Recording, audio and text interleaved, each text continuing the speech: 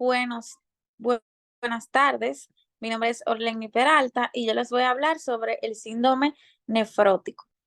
El síndrome nefrótico es un trastorno de los glomérulos. Estos son el conjunto de vasos sanguíneos microscópicos que están en los riñones y que tienen pequeños poros a través de los cuales se filtra la sangre. En él se excretan cantidades excesivas de proteína en la orina y la excreción excesiva conduce de modo característico a la acumulación de líquido en el organismo, que esto es un edema, y a bajas concentraciones de albúmina y a altas concentraciones de grasa en sangre. Estas tienen causas primarias y secundarias. La causa primaria es la enfermedad de cambios mínimos, la glomeruloesclerosis focal o segmentaria, las glomerulopatías membranosas y glomerulonefritis membranoproliferativas. Las secundarias en enfermedades serían la diabetes mellitus, la obesidad, el lupus, infecciones víricas como la hepatitis C, hepatitis B o el VIH,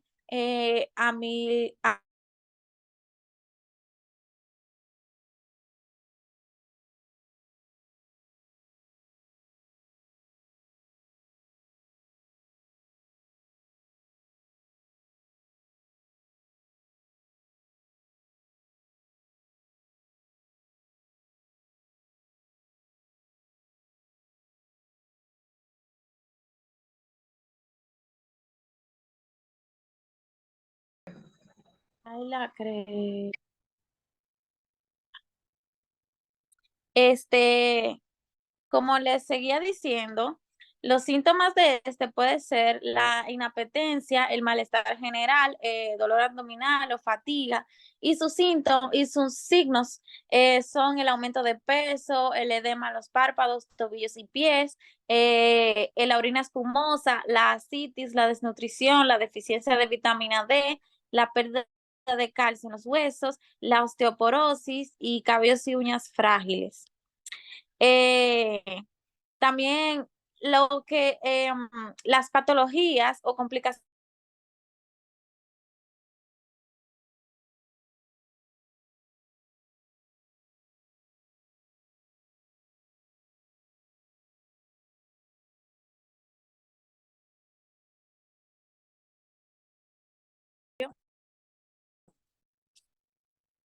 este se envía al laboratorio para verificar que tenga, como dijimos, los componentes como la albúmina y las grasas. Y se le pide al paciente que recolecte la orina de 24 horas. También se hacen los análisis de sangre. Aquí se verifica la albúmina y el colesterol y los triglicéridos, los niveles de estos. También se hace un ultrasonido y también se puede verificar por biopsia. El tratamiento de este se utiliza usando medicamentos que son para tratar las complicaciones que esta enfermedad da, como los medicamentos para la presión arterial, diuréticos para bajar los edemas, estatinas y anticoagulantes. Hasta aquí mi parte.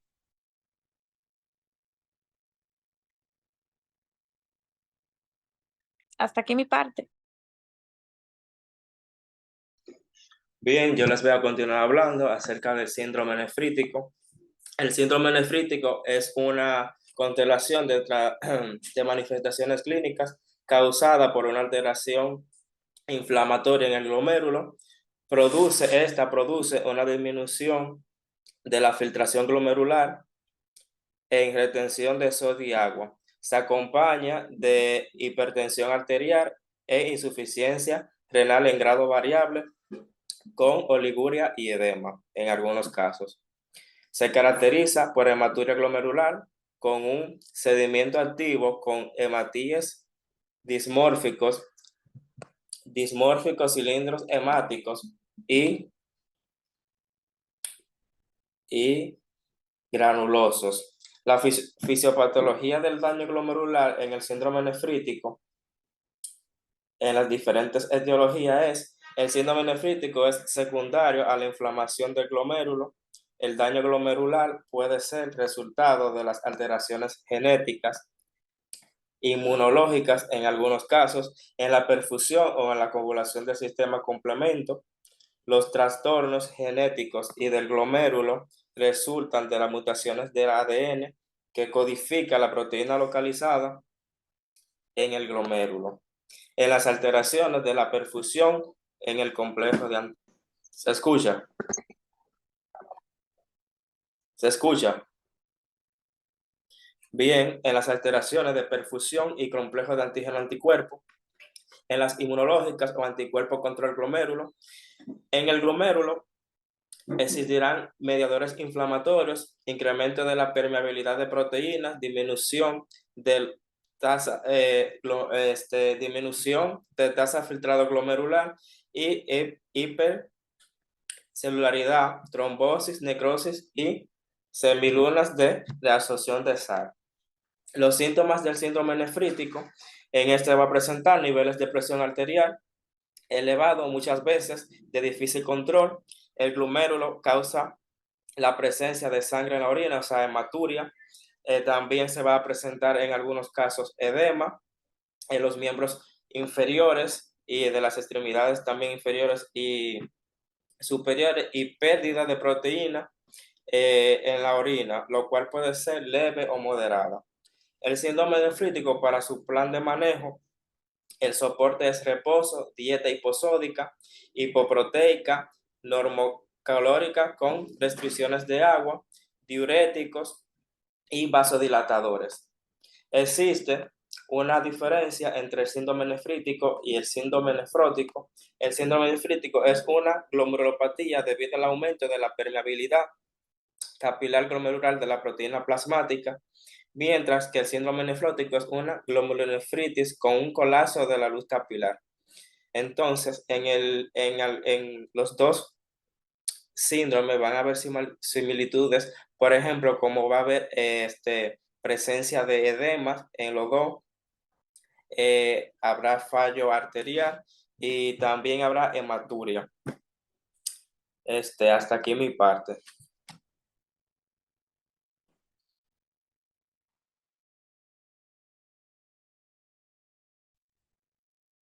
Bien, buenas tardes. Yo continuaré hablando acerca de la insuficiencia renal aguda. Mi nombre es Anabel Marte. Bien, la insuficiencia renal aguda, esta ocurre cuando los riñones de repente dejan o pierden la capacidad para filtrar lo que son los desechos en la sangre.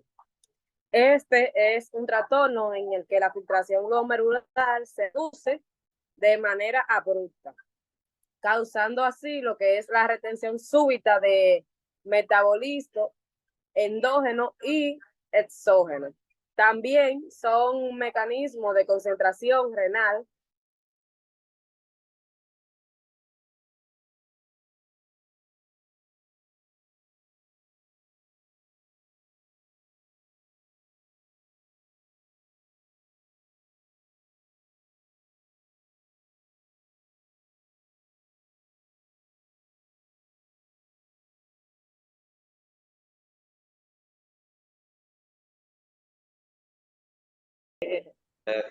Grabando ya.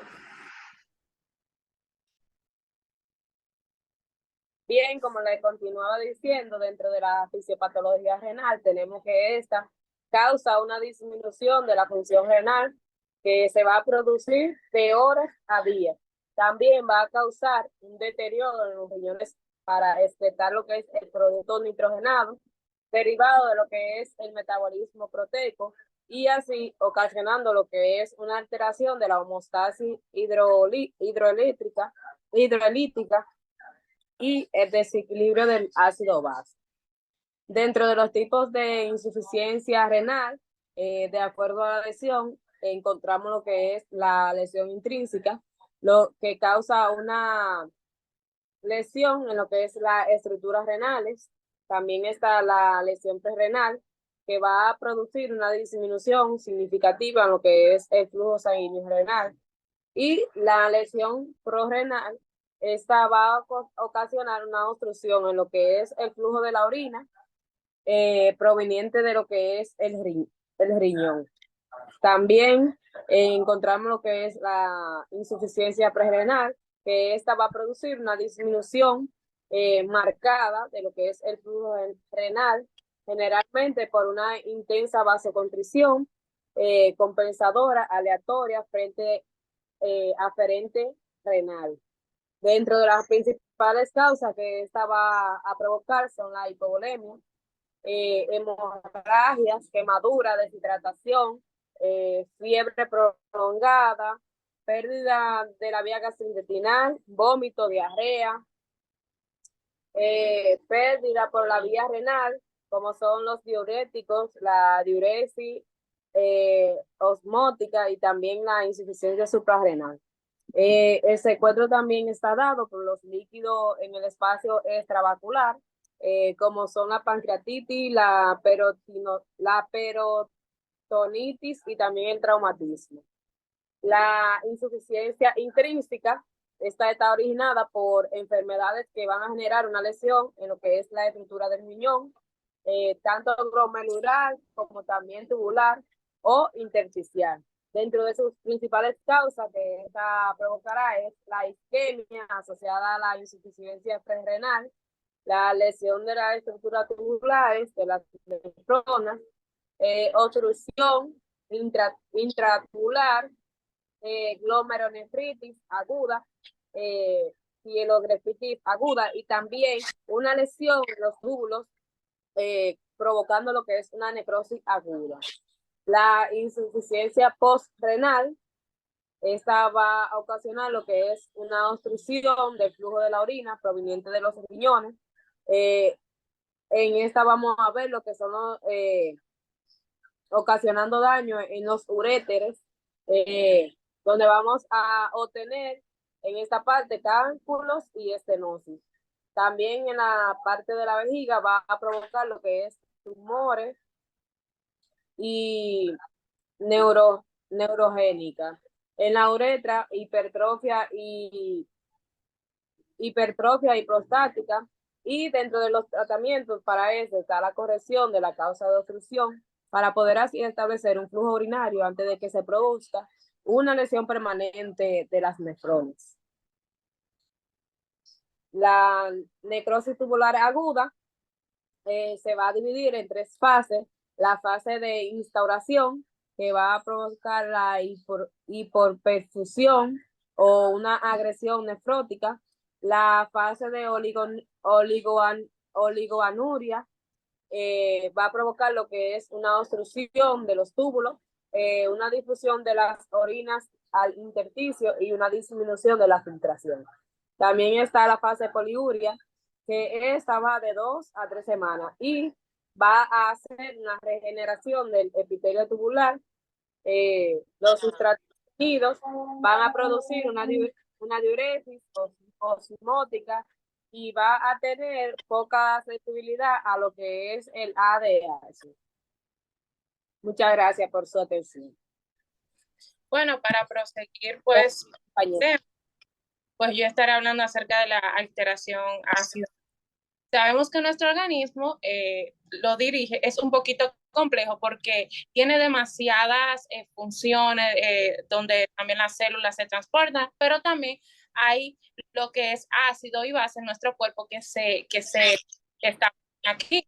Ahora, hay un pH, lo cual nos indica cuál sería la cantidad normal que se debe dar en el organismo, y ya cuando esta pasa de la cantidad normal, que sería de 7.35 a 7.45, habría lo que se llama alteraciones ácido-base, que estaremos hablando en continuación. Saber también que esto es regulado por lo que es los amortiguadores, entre otras enzimas presentadas, y saber que esto es compuesto o hay componentes metabólicos y respiratorios. Y de aquí van a derivar las dos afecciones, que son las acidosis y la alcalosis. Así como su nombre le indica, las acidosis viene del término ácido, y esto se da cuando el pH disminuye por la cantidad parte hidrógeno que se desarrolla. Y ya cuando hablamos de alcalosis es cuando el pH aumenta por la cantidad de hidrógeno. Ahora ya enfatizándome un poquito más en las alteraciones que se presentan, cuando hablamos de acidosis respiratoria es la caída del pH sanguíneo y este puede dar como manifestación el deterioro de la ventilación debido a que puede presentarse una obstrucción respiratoria, el deterioro de intercambios de gases, y esto puede producir como síntomas cefalea, confusión, irritabilidad, sudoración, hasta hipotensión. Ya cuando hablamos de alcalosis respiratoria, la elevación del pH sanguíneo, como ya anteriormente hemos hablado, y se puede dar lo que es una hiperventilación, ya como causa puede ser por el aumento del estímulo respiratorio, por el efecto de algunos fármacos y tóxicos, por hipoxia y también por parte psiquiátrica como histeria o ansiedad. Uno de los síntomas es la taquipnea, la parestesia, los calambres, espasmos musculares. Ahora, cuando hablamos de la parte metabólica, la acidosis metabólica, es la caída del pH sanguíneo por la producción de ácidos no volátiles. Esto puede también ser por pérdida de bicarbonato de carbono, como su causa puede ser la carga de ácidos endógena, pérdida de base, carga también a través, la causa puede ser a través de la carga exógena de ácido, y esto puede tener diversos síntomas, por ejemplo, en la parte respiratoria, puede ser taquinea, respiración Kushmaul, hipocapnia, también puede ser en la parte circulatoria, puede afectar los vasos, o sea, vasos dilatados en la parte arterioral, la vasoconstricción, en la parte metabólica hay catabolismo muscular y en la parte central estupor y coma. Ya por último, está la alcalosis metabólica y es la elevación del pH sanguíneo por pérdida de ácidos no volátiles y pues también puede ser por la acumulación de bicarbonato o parte carbónica y como su causa puede ser por la pérdida de jugo gástrico, o sea, por los vómitos, ingestión excesiva de base y sus síntomas pueden ser neurológicos, por ejemplo, o musculares, calambres, debilidades, tetania, estupor, acnea. Y ya cuando hablamos de la parte cardíaca, puede presentarse insuficiencia cardíaca, angina, arritmia y partes renales, lo que es la hiperfosfaturia y la hipopofatemia. Muchas gracias, esto ha sido todo por mi parte.